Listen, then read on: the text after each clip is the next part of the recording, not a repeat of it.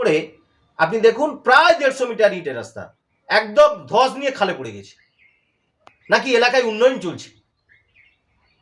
শুধু এই দর্জিপাড়াতে নয়, আপনি একদম ধরুন কোম্পানি ছাড় স্কুল থেকে একদম ডিলার মোড় পর্যন্ত প্রায় 2 কিলোমিটার ইটের রাস্তা, প্রত্যেকটা জায়গায় এরকম ভগ্নপ্রায় অবস্থা।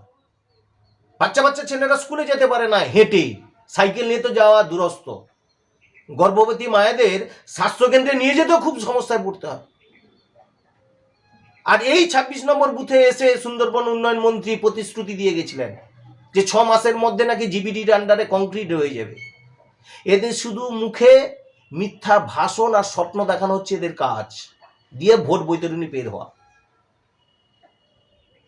যেমন এই বর্ষাকাল এলে না এদের ঘাটাল মাস্টার প্ল্যানের কথা মনে পড়ে, সেরকম ভাবে এরা ভোট এলে এই সমস্ত মিথ্যা প্রতিশ্রুতি আর ভাষণ দিয়ে মানুষকে টুপি দায়িত্ব নিয়ে বলতে পারি ভারতীয় জনতা পার্টি ক্ষমতা এলে এই 26 নম্বর বুথে যে যে সমস্যাগুলো আছে, রাস্তার সমস্যা, জলের সমস্যা, লাইটের সমস্যা, সমস্ত কিছু সমস্যার সমাধান হবে একমাত্র ভারতীয় জনতা পার্টি ক্ষমতা এলে।